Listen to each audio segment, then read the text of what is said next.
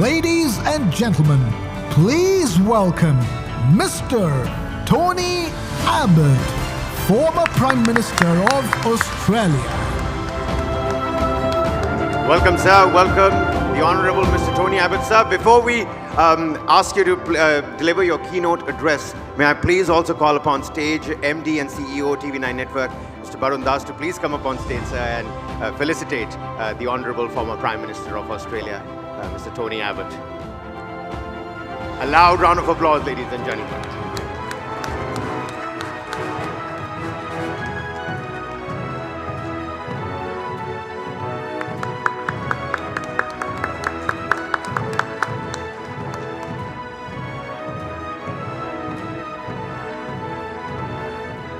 There you have it. Thank you so much, sir. I'm now going to have to request the former Prime Minister of Australia, Honourable Mr. Tony Abbott, to request him to deliver the global keynote address, the first of day 2. Over to you, sir. Well, thank you. And I have to say, what a wonderful introduction, what a wonderful event, and how marvellous it is to be here in this fantastic country at this important time. Now, I have to say that for a long time, some outsiders said of India, it's a country of great potential and always will be. To those sceptics, I declare that modern India remains a country of vast potential, but is already a country of great achievement. It's already the world's 5th largest economy, the fastest growing large economy, and will be the 3rd largest within a couple of decades. It's still a developing country, but at least 80% of Indians, or something like 1.1 billion people, now have access to proper sanitation. Over 90% have access to good drinking water, and 97% have access to reliable power. Small things, maybe, in a geopolitical context, but they make a massive difference to people's lives. Thanks to the digital revolution, nearly every Indian adult is now economically and socially connected. There's long been a legendary rail network, but India is now building airports at the rate of 8 a year, urban metro systems at the rate of 1.5 a year, and national highways at the rate of 30 kilometres every single day. Last year, India became just the 4th country to land a space probe on the moon. And after several decades of the licence Raj, India is now roaring down the runway to economic takeoff. Companies such as the Ambani Group, Tata and Infosys are among the world's largest. There are 3 Indians among the world's 50 richest people, and there's now any number of ethnic Indians at the helm of major global businesses. And India isn't just the world's largest democracy, it's also one of the oldest, having been continuously democratic with just one tiny wobble for more than 3/4 of a century. India's democracy is older than Germany's and Spain's. It's older than France's 5th Republic. India has had more changes of government than Japan. Its media is as free as America's, and its judiciary is as robustly independent as Britain's.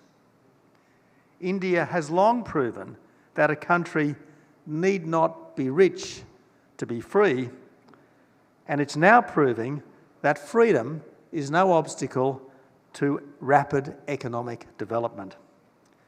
Yet mysteriously, India often ranks well down the global democracy lists produced by Freedom House and others. Perhaps that's because they think of Prime Minister Modi as a Hindu nationalist, when I think he's better called an Indian patriot who necessarily takes Hinduism seriously as by far the country's biggest creed. Sadly, faith in God and love of country are pretty rare in Western think tanks, which is why they find India's democracy easier to caricature than to understand. As Prime Minister a decade back, I used to describe India as, quote, the world's emerging democratic superpower. Under Modi, India is no longer a bystander, but increasingly a force in the world as one of the two democratic superpowers. And I'm confident that if there is to be a leader of the free world 50 or 100 years hence, it's as likely to be the Indian Prime Minister as the United States President.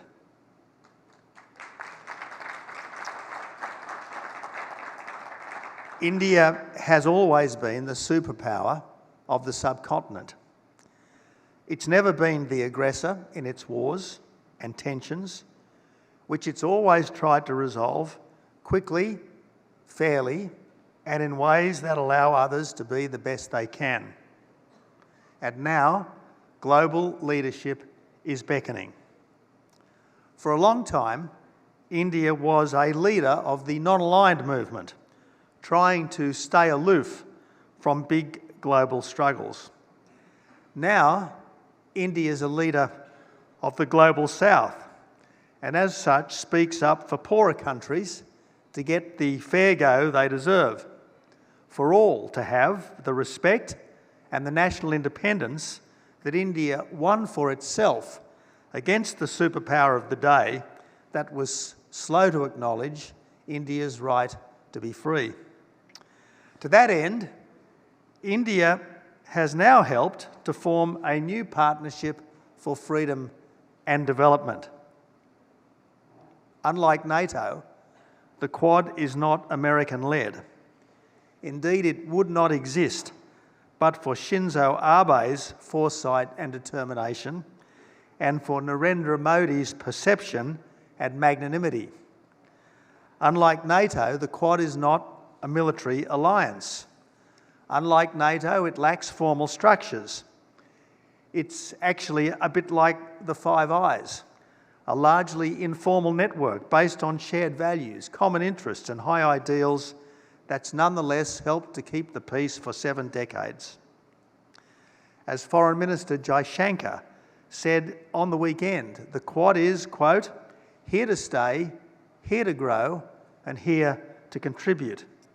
And if that works out with annual leaders' summits and scheduled officials' meetings, it certainly could be the most important strategic initiative since NATO.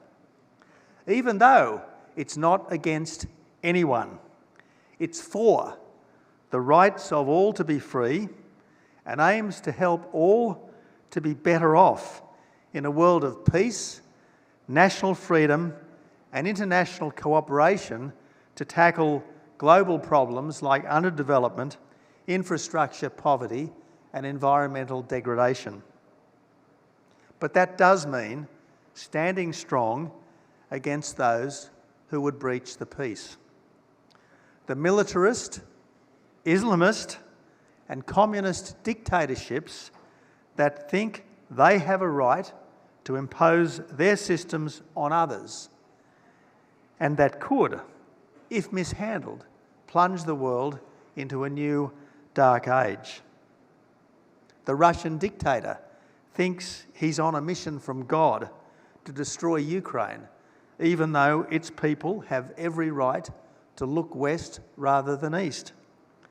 Apocalyptic Islam seeks a new Holocaust, expunging Israel from the river to the sea. And Communist China bullies its neighbours, even India, as part of its oft-declared intention to be the global hegemon by 2050. Its next step is taking Taiwan, by force if necessary, a practically independent country of 25 million people that's never been under communist rule, that's hardly ever been governed from Beijing, and that's living, breathing proof that there's no totalitarian gene in the Chinese DNA. Now, as a backpacker in India 40 years ago, I spent 3 weeks in Bokaro Steel City as a kind of teacher's aide at St Xavier's School.